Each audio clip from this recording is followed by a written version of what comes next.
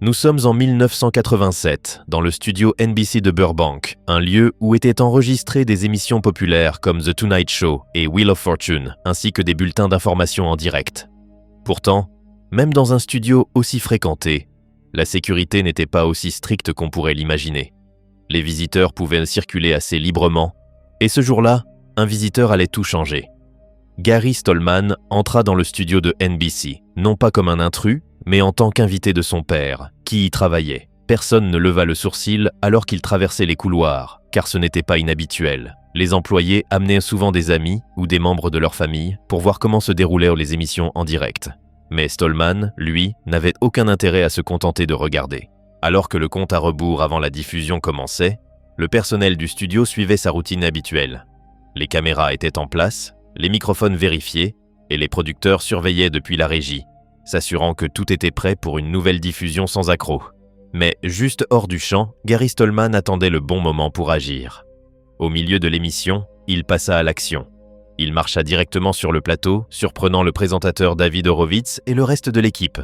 Tenant ce qui ressemblait à une arme, Stallman exigea l'attention de David et lui tendit un mot à lire. What is this?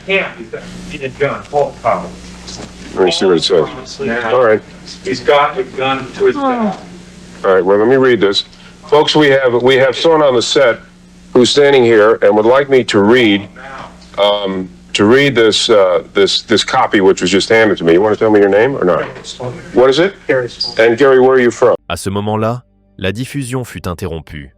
Pourtant, toujours dans l'instant et totalement inconscient du fait qu'il n'était malmené plus à l'antenne, David dut prendre une décision rapide, résister et risquer la violence, ou lire le message pour assurer la sécurité de tous. Sans hésiter, David commença donc à lire. Les messages étaient étranges et remplis de délires paranoïaques. Gary affirmait que le gouvernement avait remplacé son père par un clone extraterrestre et était convaincu qu'on cherchait à le réduire au silence. Et même si cette déclaration n'avait presque aucun sens, David lut chaque mot avec sérieux pour satisfaire l'homme qui menaçait sa vie.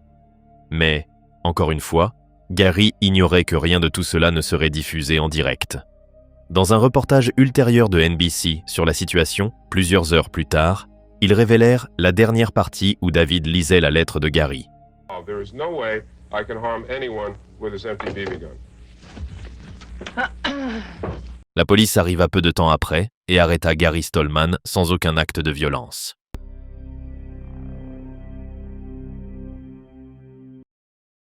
Si dicen la verdad hasta el final, podrían ganar 50,000 soles. L'animateur de télévision Beto Ortiz monte sur le plateau pour le tout premier épisode d'une toute nouvelle émission de talk-show péruvien, El Valor de la Verdad, ou La Valeur de la Vérité. Le concept est simple et brutal. Les candidats sont attachés à un polygraphe et posés des questions très personnelles. S'ils répondent honnêtement, ils gagnent de plus en plus d'argent à chaque tour. Mais les questions deviennent de plus en plus inconfortables au fil du jeu. Et si la machine détecte un mensonge, tout est terminé. Il y a une autre particularité. Le candidat est assis juste à côté de ses proches, pendant qu'il répond aux questions, des questions qui les concernent souvent directement. L'émission est rapidement devenue célèbre pour ses moments gênants et douloureux, mais aussi pour le côté addictif du spectacle. Et ce tout premier épisode était différent de tout ce que les téléspectateurs avaient vu à la télévision. La candidate était Ruth Taliacia Sanchez, une jeune femme de 19 ans travaillant dans un centre d'appel. Elle est venue sur le plateau avec le rêve de devenir célèbre et de changer sa vie. Assise à ses côtés se trouvaient ses parents et son petit ami, Brian Romero Levilla. Ruth avait grandi dans la pauvreté et le prix en argent pouvait transformer tout son avenir. C'est peut-être pour cela qu'elle était si ouverte, parfois de manière douloureuse. Elle répondait à chaque question avec une honnêteté brutale. À un moment, elle avoua qu'elle aurait aimé être blanche. À un autre moment, elle dit qu'elle était gênée par ses parents.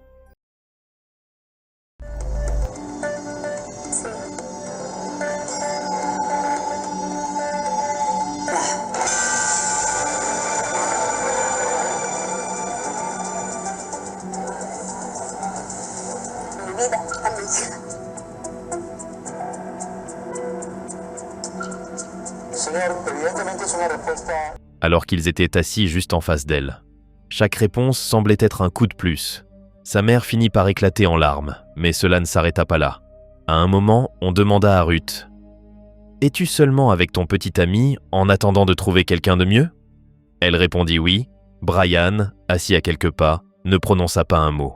Les questions continuaient et elles devenaient de pire en pire. Ruth révéla bientôt que, pour joindre les deux bouts, elle avait travaillé comme stripteaseuse dans une boîte de nuit. Personne dans sa vie ne le savait. Ses parents restèrent silencieux. Brian, lui, paraissait anéanti. Puis vint la dernière question, la plus difficile de toutes. « As-tu déjà accepté de l'argent en échange de relations sexuelles ?» Ruth prit une grande inspiration et répondit oui. Me retiro. Se retira. Me retiro.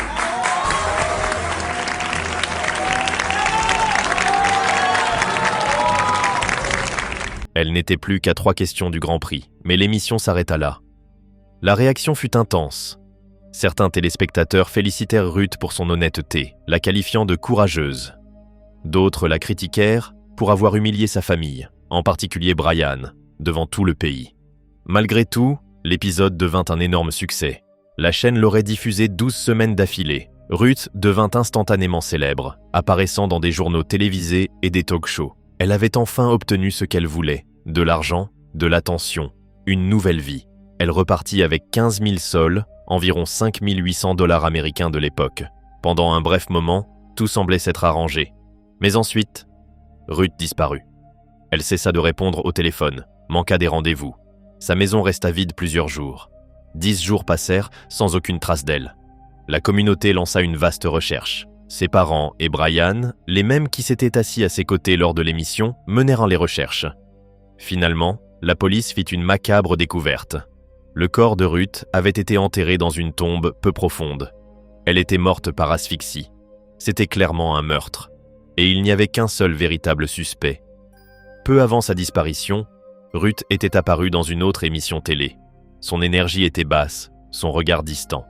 Elle parla de la fin de sa relation avec Brian, très probablement à cause de tout ce qui s'était passé dans La Valeur de la Vérité. La police interrogea Brian. Finalement, il avoua.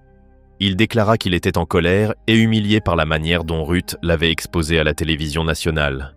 Il estimait également avoir droit à une partie de l'argent qu'elle avait gagné. Brian s'était rendu chez Ruth, lui avait donné des somnifères, puis, alors qu'elle était inconsciente, il l'avait agressée et tuée. Il enterra son corps, espérant que personne ne le retrouverait jamais. Il fut finalement reconnu coupable et condamné à la prison à vie. Malgré l'horreur qui suivit ce premier épisode, La Valeur de la Vérité resta une émission populaire durant des années. Mais rien ne s'approcha jamais de cette première diffusion. Un programme qui donna naissance à un scandale national, à une vague de conversations inconfortables et à l'une des tragédies les plus sombres de l'histoire de la télévision, mais pas aussi sombre que l'histoire suivante.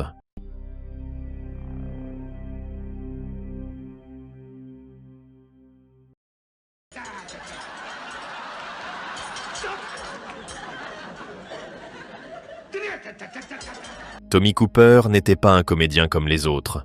Au lieu de raconter des blagues avec des chutes, il utilisait des tours de magie. Mais la particularité, c'est que les tours de Tommy rataient presque toujours, et volontairement. Il s'en mêlait dans sa routine, faisait tomber ses accessoires, mélangeait les cartes avec maladresse, et le public éclatait de rire. C'est précisément ce qui rend ce moment, capturé en direct à la télévision, encore plus troublant. Car même s'il jouait au clown sur scène, Tommy souffrait d'une profonde angoisse avant de monter devant un public. Au fond de lui, il était terrifié à l'idée de décevoir ses fans. Pour affronter cette peur, il s'était tourné vers l'alcool. Boire était devenu son moyen d'apaiser son stress et de calmer ses nerfs. Mais avec le temps, ce n'était plus seulement une stratégie contre le trac. C'était devenu une dépendance qui avait pris le contrôle total de sa vie. Même alors que sa carrière atteignait des sommets, il arrivait souvent en retard à ses spectacles et les expédiait, déjà ivre au moment où les caméras commençaient à tourner. Puis, arriva le 15 avril 1984. Tommy devait se produire lors d'une émission diffusée en direct, Live from Her Majesty's, un show de variété très populaire à la télévision britannique. C'était une soirée qui semblait comme toutes les autres. Personne dans le public ne se doutait qu'il allait assister à un moment gravé à jamais dans l'histoire. Ce dimanche soir-là, plus de 12 millions de téléspectateurs étaient installés dans leur salon, impatients de voir Tommy Cooper. Lorsqu'il fit son entrée sur scène, tout paraissait parfaitement normal. Le public l'acclama à sa vue, et il semblait prêt à livrer une nouvelle performance hilarante. Mais alors qu'il s'apprêtait à réaliser son premier tour, cela arriva.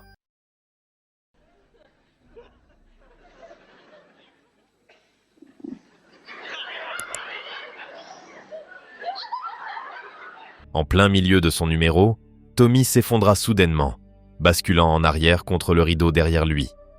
Le public éclata immédiatement de rire. Pour eux, ce n'était qu'un autre gag, une nouvelle maladresse intégrée à son spectacle. Après tout, cet homme avait bâti toute sa carrière sur des tours ratés. Mais ce que personne dans la salle ne réalisait, c'est que quelque chose de terriblement grave venait de se produire. Pendant près de 12 minutes, le public, les téléspectateurs et même une partie de l'équipe en coulisses crurent que sa chute faisait partie du numéro. Mais cette fois, il n'y avait pas de chute comique. Tommy Cooper n'improvisait pas, il n'était pas en train de jouer, il faisait une crise cardiaque massive, en direct, sous les yeux de millions de personnes. Son fée glissa de sa tête, tandis qu'il restait inerte au sol. Pourtant, les rires continuaient, car personne ne pouvait imaginer que le grand Tommy Cooper, l'homme dont la maladresse simulée faisait la renommée, était en réalité en train de mourir sous leurs yeux. Finalement, les techniciens et artistes en coulisses comprirent que quelque chose n'allait pas. Alors que l'émission se poursuivait, des machinistes traînèrent rapidement Tommy derrière le rideau, pensant pouvoir gérer la situation sans alerter le public. Ils ne voulaient pas interrompre le spectacle, ni briser l'illusion du direct. Alors le programme continua comme si de rien n'était. Les secours furent immédiatement appelés et une réanimation fut tentée, mais il était déjà trop tard. Tommy Cooper venait de succomber à une crise cardiaque foudroyante. His body was found this week. His girlfriend got the life-changing phone call early Saturday morning. Sharon Badgett says she was stunned by the news. Throughout the time he'd been missing, she still kept hope he'd be found alive. Cette histoire nous emmène dans la paisible campagne de Buttsfield, en Angleterre. Un endroit tranquille, en apparence, qui allait devenir le théâtre de l'un des moments les plus sombres jamais capturés à la télévision en direct. C'est ici qu'un homme nommé Albert Dryden menait une vie plutôt solitaire depuis sa retraite de l'industrie sidérurgique. Ayant du temps libre, Dryden s'était mis à travailler sur un terrain qu'il avait acheté à proximité. Son objectif était d'y construire un petit bungalow pour que sa mère âgée puisse y séjourner durant l'été. On rapporta également qu'il voulait y aménager un abri anti-atomique pour lui-même. Mais dès le début, les problèmes commencèrent. Le conseil local, le Derwentshire District Council, refusa la demande de permis de construire de Dryden. Celui-ci ignora la décision. Au lieu de bâtir une maison de manière traditionnelle, il creusa profondément dans la terre et commença une construction souterraine, affirmant qu'il s'agissait d'une « maison dans un trou ». Comme l'édifice ne dépassait qu'environ 2,50 m au-dessus du sol, Dryden pensait avoir trouvé une faille légale. Il se trompait. Le conseil n'était pas de cet avis, et les tensions montèrent rapidement. Avec le temps, la situation ne fit qu'empirer. Le nouveau responsable du conseil, Harry Collinson, fut chargé de l'affaire. Il envoya à Dryden une lettre officielle lui ordonnant d'arrêter les travaux et de démolir ce qu'il avait déjà construit. Dryden fit appel devant la justice, mais perdit. On lui donna 3 mois pour détruire la structure illégale. À cette époque, les médias locaux commencèrent à couvrir le conflit, transformant ce qui n'était au départ qu'un différend administratif en un affrontement public entre un homme et le gouvernement. Mais Dryden refusa d'obtempérer. Finalement, le conseil prit une décision. Ils procéderaient eux-mêmes à la démolition. Ainsi, le 20 juin 1991, Harry Collinson arriva sur le terrain accompagné d'une équipe de démolition, de plusieurs policiers et d'une équipe de la BBC prête à documenter l'événement. Derrière la grille de sa propriété, Albert Dryden se tenait là, brandissant 2 lettres qu'il croyait lui donner le droit de continuer à construire. Read that, that's an official letter and there's an appeal in. There's an inspector coming out on this site in 5 weeks' time. But it doesn't say that. Where does it say Well, I have another letter confirming that. Can you show me the other I'm letter? not going to show you the other letter, but this chap's coming out in 5 weeks' time. Well, all that I'm asking is to wait 5 weeks for the outcome, maybe 6 weeks. It'll take a week after he's been out. I'm satisfied, Albert, that there's nothing in these documents that affects the legality of the enforcement notice that the inspector has confirmed. Well, yes, Harry. Sa demande de délai supplémentaire fut ignorée. Sa frustration se transforma rapidement en colère. Sa voix monta. Son ton devint plus agressif. If you don't open the gate, now We'll obviously have to take the fence down with the machine. So, if you want, you can have some time to remove the fence yourself to minimise the damage. Do you want to do that? Any damage that's subsequently caused as a result of you preventing us doing that will be your liability. Well, you might not be around to see the outcome of this disaster. Now, you've been warned. Can you explain what you mean by that? Well, I'm not going to explain, but if you had any sense, you would go away now and wait 5 weeks for the outcome of that. Right? That's my last word on it. If you show me the letter referring to the 5 weeks I can't delay, show you the letter. I've told you where the letter is. À ce stade, selon le plan initial, l'équipage aurait dû battre en retraite, mais ils ne l'ont pas fait. Dryden commença à proférer des menaces directes, avertissant Collinson de ne pas mettre les pieds sur son terrain. Pourtant, Harry resta ferme, refusant de céder. Il demeura juste au bord de la propriété, déterminé à exécuter l'ordre. Puis, tout s'emballa.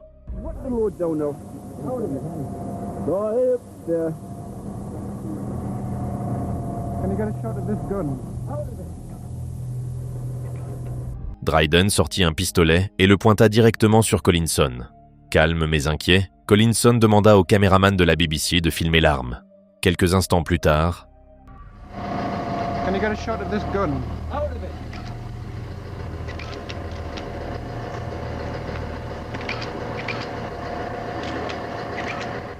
Dryden tira.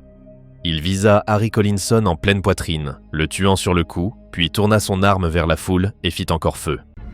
As more shots were fired from a pistol, the camera crew and Look North reporter Tony Belmont ran for cover. We were standing watching what was going on, and then a shot rang out. The chief kind of fell to the ground, and I felt a shot in the arm, and I've clearly been shot here in the arm. La scène sombra dans le chaos. Les gens hurlèrent et se ruèrent pour se mettre à l'abri. Les journalistes et les équipes de tournage se jetèrent au sol. Parmi eux se trouvait le journaliste Tony Belmont, qui filmait à proximité. Nous étions là, en train d'observer ce qui se passait, et soudain, un coup de feu a retenti. Le chef de l'urbanisme est tombé au sol, et moi, j'ai senti une balle dans mon bras. J'ai clairement été touché ici, au bras. Alors que l'équipe de la BBC s'enfuyait pour se mettre en sécurité, il devint évident que 2 personnes avaient été blessées, un journaliste de la BBC et un policier. Mais aucun signe de Harry Collinson. Il gisait probablement encore exactement là où il était tombé, déjà mort. Ses derniers mots furent « Can you get a shot of this gun?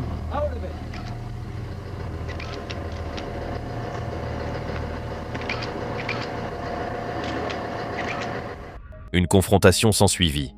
Dryden affirma que son terrain était truffé de pièges et d'explosifs. Il avertit la police de ne pas entrer, mais il s'agissait en réalité d'un bluff. Après plusieurs heures de tension, les officiers pénétrèrent sur les lieux et l'arrêtèrent. Il fut inculpé de meurtre et condamné à la prison à vie. Malgré la violence de cette journée, Dryden acquit un certain public inattendu. Certains le voyaient comme une sorte de héros populaire anti-gouvernemental. Au fil des années, son histoire devint légendaire, celle d'un homme qui tint bon, quoi qu'il en coûte. En 2017, après avoir subi un AVC massif, Albert Dryden fut libéré de prison pour des raisons humanitaires. Il décéda l'année suivante. Mais son nom, ainsi que les images horrifiantes capturées ce jour-là, resteront à jamais associés à l'un des moments les plus sombres et perturbants jamais diffusés à la télévision britannique,